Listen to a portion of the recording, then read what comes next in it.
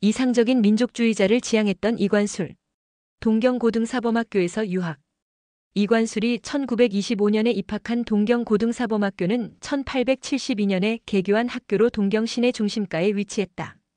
이관술은 문과 일부에 속했다. 동경고사 졸업 앨범을 보면 졸업생은 모두 199명이고 문과는 97명이다. 그중 9명이 조선인이었다. 당시 일본으로 유학을 떠났던 조선인 학생들은 적지 않았다.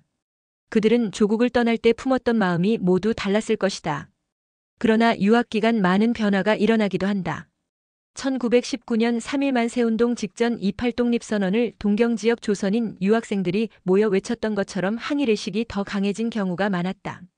그리고 1920년대에는 사회주의 사상을 공부하고 깊게 받아들이는 이들이 다수였다. 그런 이들 중에 울산 방어진 출신으로 일본대로 유학했던 김천애나 나중에 이관술과 깊은 연관을 맺게 되는 이재유처럼 조선공산당 산하고려공산 청년회에 가입하거나 조선인 노동조합 제1조선인노동총동맹에 가입해 활동하는 이들도 있었다.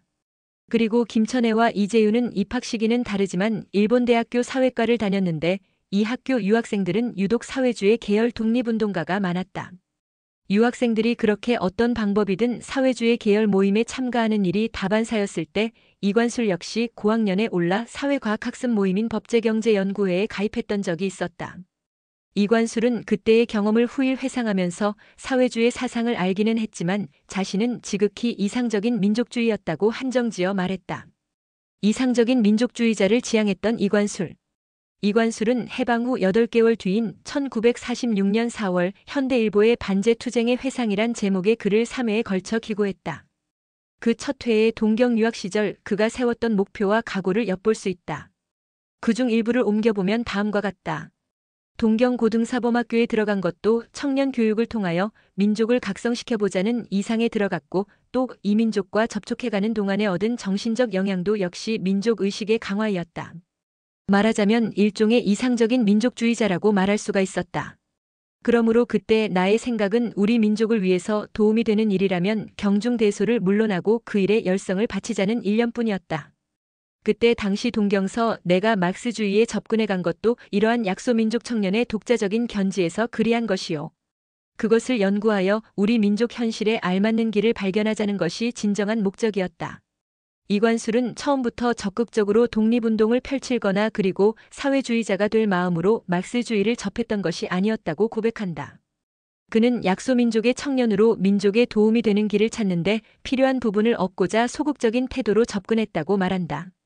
이는 이관술의 동경유학은 귀국 후 교사로서 학생들의 민족의식을 키우는 계몽운동가 또는 본인 말대로 민족주의 이상주의자를 목표로 일관했음을 보여준다. 이관술의 민족계몽 활동은 동경고등사범학교에 재학 중 방학을 이용해 고향 울산에 잠시 돌아와 머물 때 무료 강습회에서 강사를 맡은 것에서도 확인된다. 이관술은 안효식과 함께 울산 병영청년회에서 개최한 학술 강습회에 강사로 참여했다. 안효식은 이관술의 고향 이반마을 인근 망성 출신으로 경성의학전문학교를 다녔다. 동양의 동년배인 두 사람은 오랜 인연을 이어갔다. 당시 신문기사를 보면 이관술과 안효식은 강습회에서 수학, 산술, 대수, 어학영어 과목을 무료로 강습했다고 한다. 소학교 졸업 정도의 수준을 가진 이들을 대상으로 한 것으로 보면 고등보통학교로 진학하지 못한 이들을 위한 것으로 짐작된다. 이렇게 1929년 동경 유학을 마치고 귀국할 때까지 민족주의자로 품은 이념은 변화가 없었다. 하지만 이관술이 1930년에서 40년대를 대표하는 사회주의 계열 독립운동가였던 것을 생각해보면 매우 극적인 변화가 일어났던 것을 짐작하게 한다.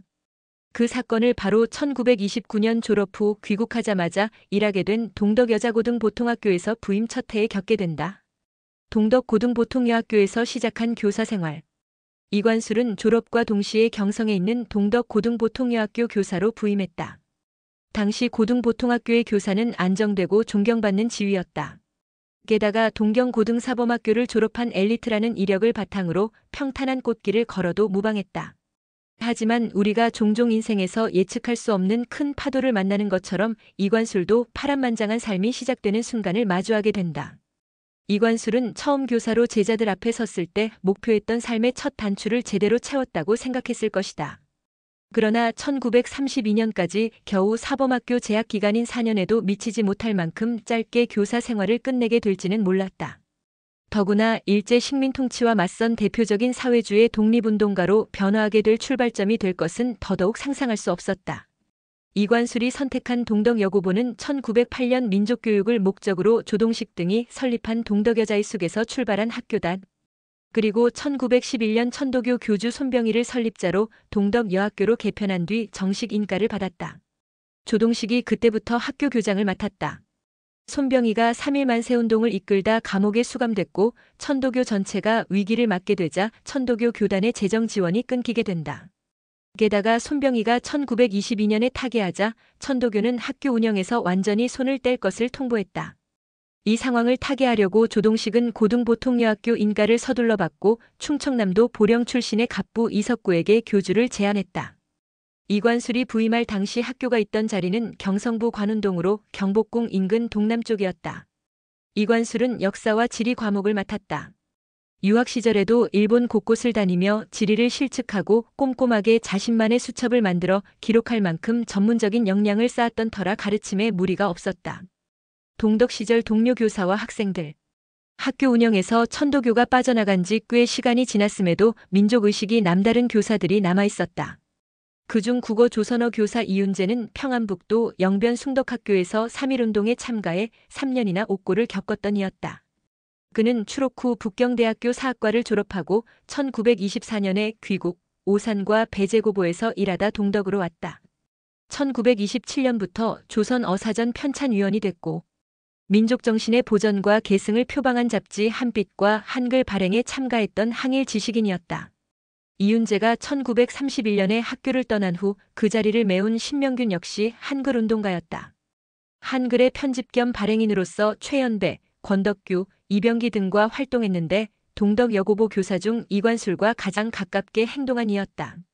수학교사였던 백남규도 동경수학전수학교에 유학할 때 유학생 대표를 맡아 28독립선언을 주도했다. 대종교의 국내 비밀결사에 가담했고 만국 공용어 에스페란토를 항일을 목적으로 보급한 선구자였다. 1930년대 초 동덕여고보의 학생운동을 주도한 독서회 참가자들이 에스페란토를 암호로 활용하는 데 영향을 주기도 한다. 동덕에 입학한 학생들을 경성뿐 아니라 경기를 비롯해 전국에서 입학했으며 경성 출신은 60% 정도였다. 학생 중에는 일제가 독립운동가들을 칭했던 불령선인의 아이들이 제법 있었다고 한다. 이효정의 경우가 대표적인 사례다. 그리고 임순득처럼 다른 학교에서 항일운동에 참여했다 징계를 받고 퇴학당한 학생들의 편입 사례도 있다. 학생들은 이관술에게 물장수란 별명을 붙여 불렀다고 한다. 동경고등사범학교를 졸업한 엘리트 교사라기보다는 학생들에게 촌스러운 외모를 지닌 친근한 선생님으로 다가섰던 때문이다. 이관술 역시 유학생 출신이란 표를 내지 않고 매우 겸손한 품성으로 동료 교사들과 친분을 쌓아갔다. 배문석 울산노동역사관 사무국장